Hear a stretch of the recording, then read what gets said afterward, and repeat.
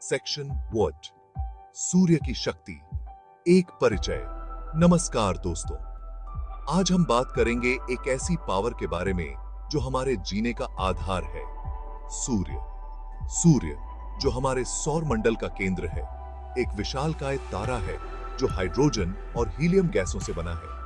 सूर्य हमारी पृथ्वी को रोशनी और गर्मी देता है, लाइफ के लिए जरूरी एनर्जी देता है। इसके बिना जीवन की कल्पना भी नहीं की जा सकती। सूर्य की किरणें पौधों के लिए फोटोसिंथेसिस में मदद करती हैं, जिससे हमें ऑक्सीजन मिलती है। लेकिन क्या आप जानते हैं कि यह पावर कभी-कभी खतरनाक भी हो सकती है? सूर्य की सतह पर होने वाली गतिविधियां, जैसे सोलर फ्लेयर्स, बहुत ही शक्तिशाली होती हैं। जी हां, सूर्य समय-समय पर अपनी सतह से एनर्जी के बहुत बड़े विस्फोट करता है, जिन्हें सोलर फ्लेयर्स कहा जाता है। ये फ्लेयर्स बहुत ही तीव्र होते हैं और इनकी ऊर्जा कई परमाणु बमों के बराबर होती है।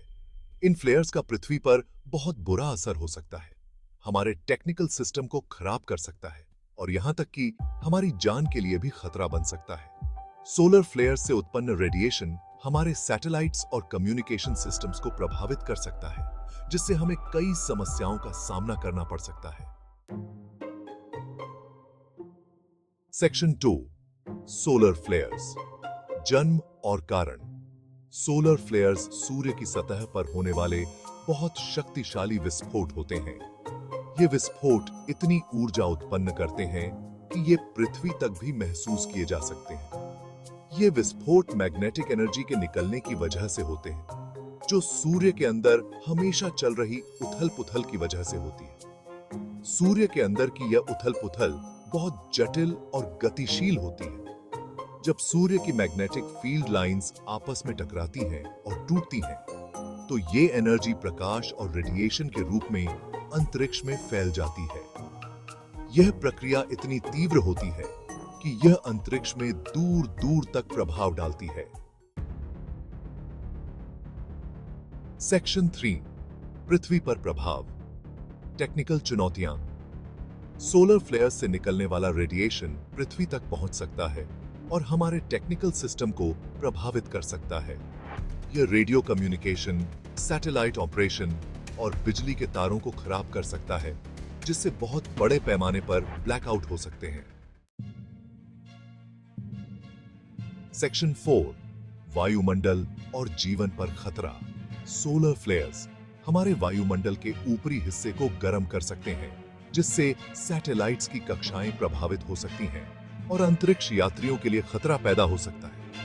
यह पृथ्वी के मैग्नेटिक फील्ड को भी प्रभावित कर सकता है, जिससे सुंदर ध्रुवीय ज्योतियां तो दिखाई देती हैं, लेकिन साथ ही यह पावर ग्रिड और कम्युनिकेशन सिस्टम्स को भी खराब कर सकता है।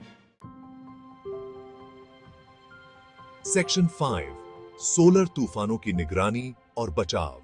वैज्ञानिक हमेशा सोलर एक्टिविटी पर नजर रखते हैं ताकि सोलर फ्लेयर्स का अंदाजा लगाया जा सके।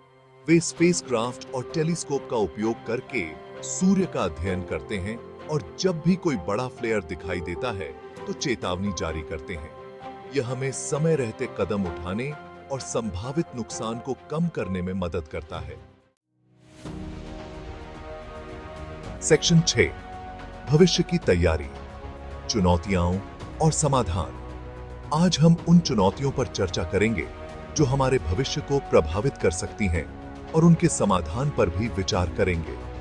सोलर फ्लेयर्स एक असली खतरा है, लेकिन हम इससे निपटने के लिए तैयार हो सकते हैं।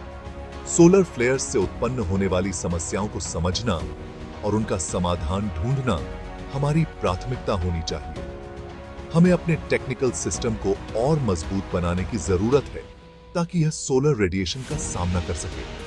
इसके लिए हमें नई तकनीकों का विकास करना होगा और मौजूदा सिस्टम्स को अपग्रेड करना होगा। हमें इमरजेंसी प्लान बनाने की भी जरूरत है ताकि बिजली और कम्युनिकेशन सिस्टम्स में आने वाली किसी भी रुकावट से निपटा जा सके।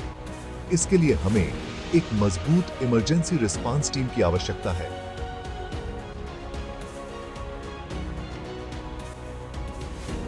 रखें, सूर्य एक बहुत बड़ी पावर है।